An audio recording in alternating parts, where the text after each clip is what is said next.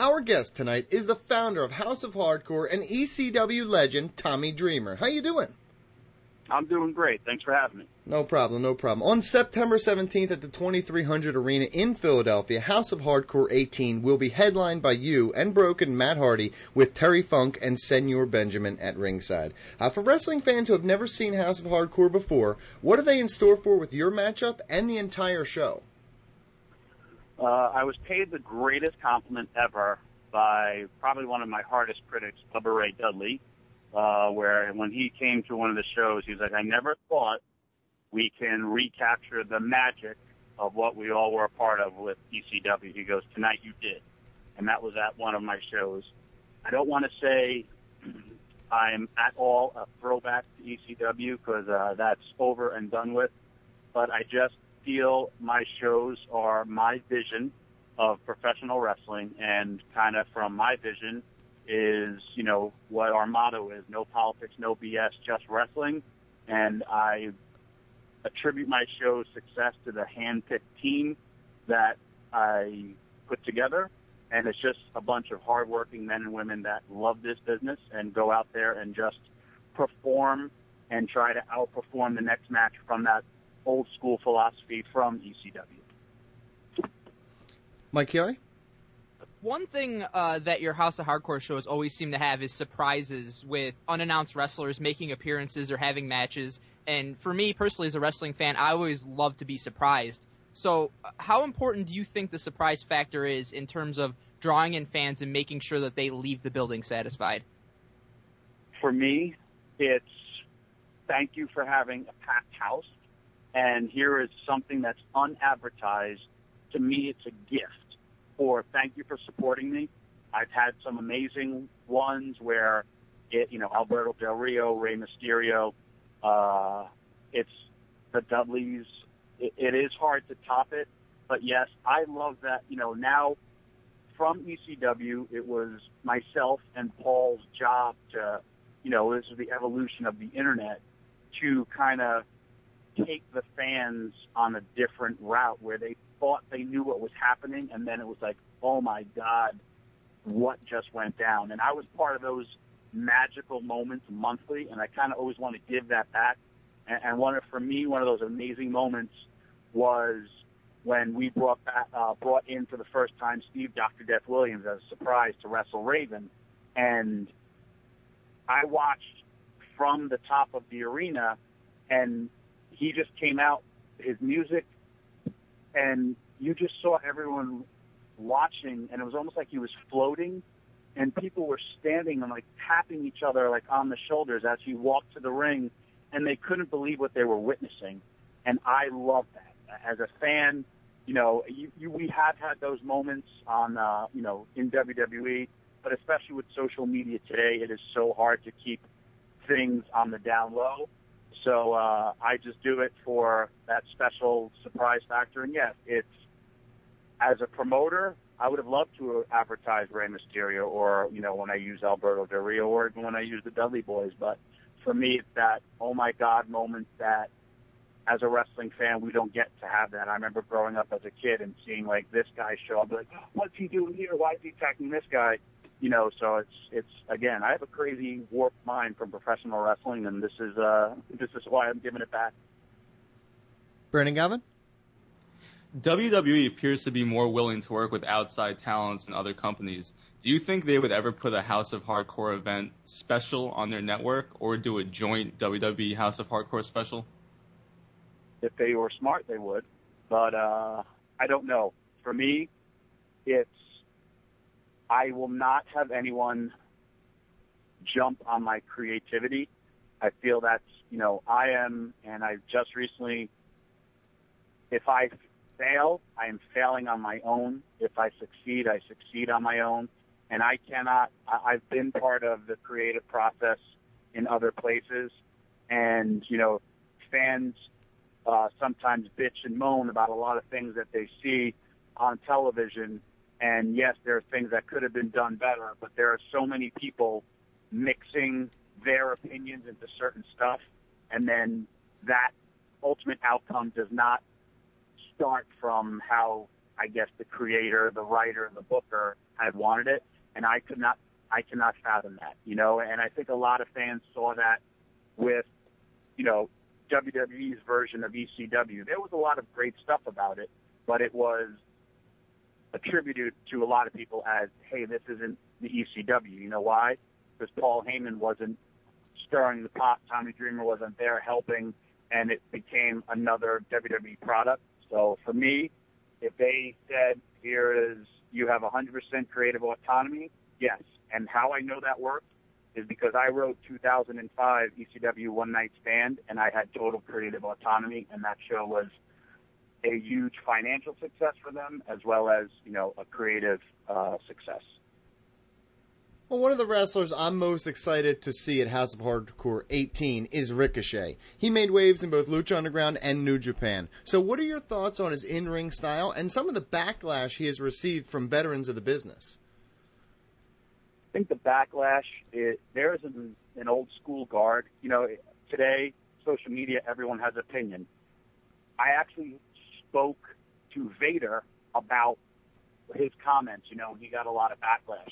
What Vader said about maybe selling stuff and slowing down, that did hold some merit. And if you want to talk about a guy who was before his time, at one point Vader was, where there was the older guard saying, hey, a guy your size shouldn't be doing moonsaults. A guy your size shouldn't be doing that. But, today everyone is a critic because we have social media. I think for anyone who criticized what they did is I go from all my past experiences, and I got to sit as a fan and see Dynamite Kid versus Tiger Mask. I got to sit as a wrestler but straight up fan and watch Eddie Guerrero and Dean Malenko just do things where I was like, huh? Same with Too Cold Scorpio in that very building. So that's the natural progression of the business, and guys doing that style, more credit to them. Mike Chiari? One of the big hot button issues among wrestling fans right now relates to the use of blood, specifically in the finish to the match between Brock Lesnar and Randy Orton at SummerSlam.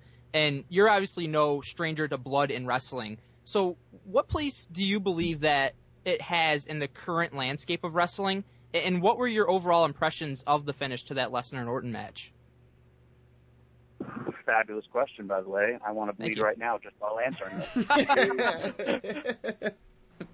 it. When I shot a tweet out after that happened, I never saw so many responses and so many retweets for WWE. When everyone is blood tested, just like UFC, they should allow blood. Not my company. If you look at, I remember when I was there, in the beginning of the year, my TLC match, which was a tables match, was sponsored by Vail. The SummerSlam was sponsored by Toys R Us. If not one person paid a ticket to see WWE SummerSlam, Vince McMahon would still make money because Vails and Toys R Us are paying a lot of money to be advertisers. They wouldn't pay a lot of money if nobody came to see them, but, think about that. I'm sure Jeffrey, the Giraffe, does not want to see a bunch of bloody wrestlers or people that are, sponsoring that type of stuff. So that, people they all want to see, there's two sides to every coin. Me personally, if UFC doesn't stop it, boxing doesn't stop it, let guys go out there. If it's accidental blood, back in the day of blading, I don't think there's anything wrong with it. On the independent level, if guys are not blood tested or, their blood checked out, then no, it should never happen. Just like a chair shot to the head should never happen in 2016 anymore because, hey, we know about concussions. So to answer your question, I thought the finish was booked very, very flat, and it was made SummerSlam talked about in a more negative light than a positive light. BG? You spoke about the creative process earlier, and you were one of the top highlights when you appeared on Edge and Christian's show on the WWE Network. What was that experience like, working with them and in a sketch comedy setting? It was awesome, and if you want to talk about most of the stuff on that show was written and produced by Edge and Christian. And, you know, the whole segment with me getting hit with a mushroom in the eye, that was real, but it truly was an audience of 4 people, because the only 4 people that ever saw that happen was Edge, Christian, and Michelle McCool, and we were in catering, and I want to say it was either in St. Louis or Kansas City, and I went up to Christian and Edge, and I was like, hey, guys, can we go? Because we had a long drive. And I was probably a car length away from Christian, and we were in catering. They were watching the show, and he just reached in and picked up a fried mushroom and threw it at me like Clayton Kershaw and beamed me in the eye. And, dude, it hurt so much. And then right away, because everyone knows Christian is a jerk, he's like, I'm so sorry. I didn't mean to do it. And I just looked at him. I go, yes, you did. I saw you do it. You picked it up and beamed me in the eye with it. And I go, you didn't mean to hurt me. And I had a black eye for 2 weeks from a fried mushroom to the eye, and I got dropped. But for the fans to see that, and I mean, I have gotten so many comments about that, and it really was just to have fun. And if there was ever a show that was built for wrestling fans as well as like insider wrestling fans, it was them. And I mean, I traveled the world with them, and I've had some amazing times in the cars with them. And, you know, it was my favorite show on television, and I apologize for the nudity. Okay, recently you said you have been talking to WWE about re-signing, but you ultimately decided to focus your time and energy on House of Hardcore. What is your ultimate goal with the promotion now, and do you think a regular television show could be in the company's future?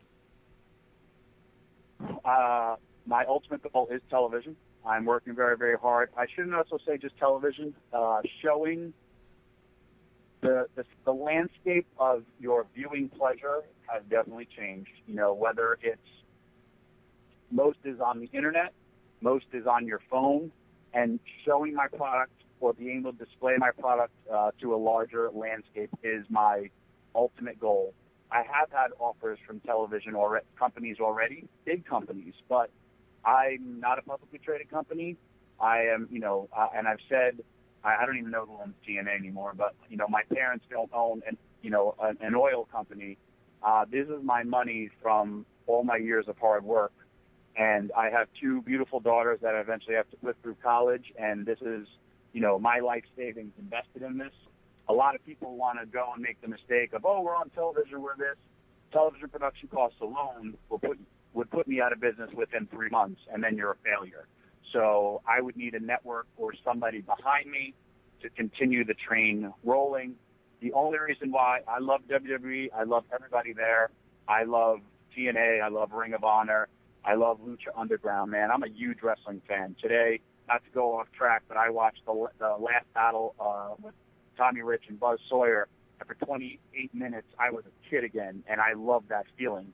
But the reason why, when I went back to WWE last year and in the beginning of this year, I wasn't under contract, and I said I would basically do the same thing I did. I just couldn't sign a contract with them, and then they were just like, we need you to sign a contract, and I was like, I can't do that because I have commitments with certain charities and events already booked for 2017, and I was, you know, I can't do that. Would I love to? Yes, I would love to work for every single company 7 days a week, you know, 24/7 for any company, but unfortunately, that doesn't happen, and hence why I have the no politics, no BS, just wrestling, because I hate it. It gets in the way of everything.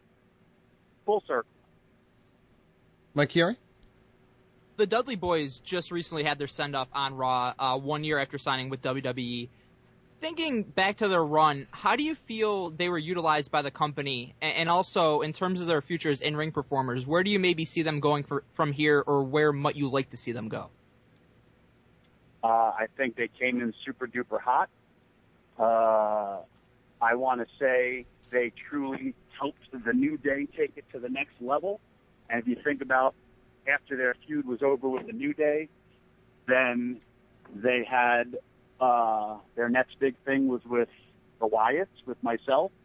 Hub and Devon are the most decorated tag team and the greatest tag team of all time for a reason.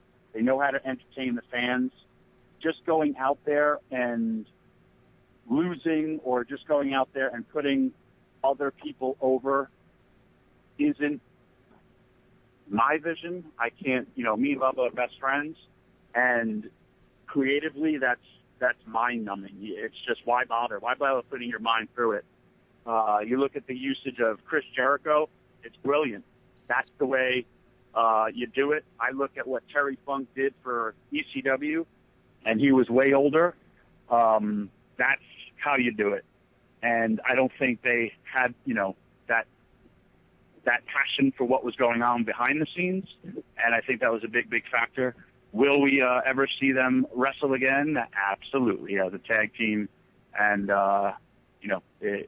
you want to talk to them about that, you talk to them about that, but they are the best, and I've been with them since day one, and I'll be with them since the last day.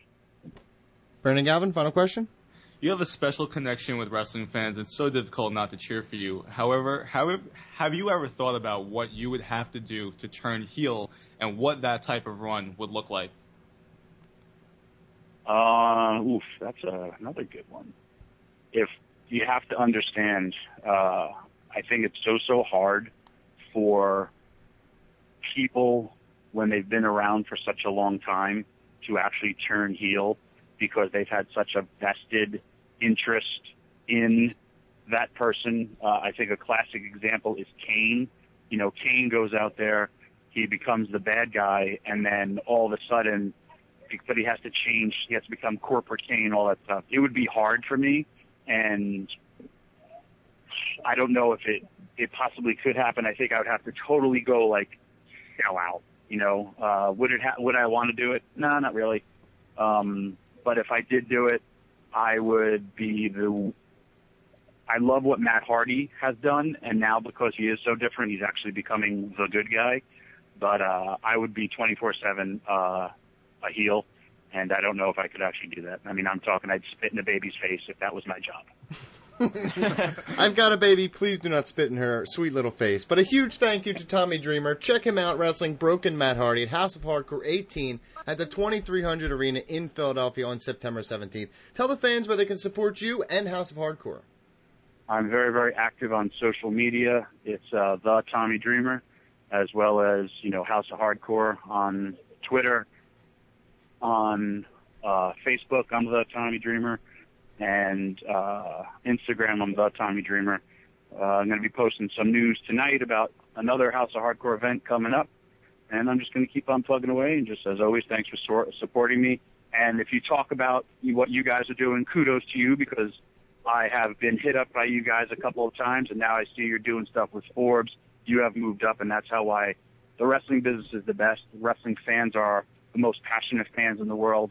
And to have 4 people just sitting here round table talking about professional wrestling is wonderful. And I'm happy for your guys' success. And, thank you for putting me here, and much continued success. And hopefully we all get on that Forbes list together. That's a big list you want to be on. Yes, absolutely. Well, we appreciate the time. Thank you so much, sir. Thank you. See you.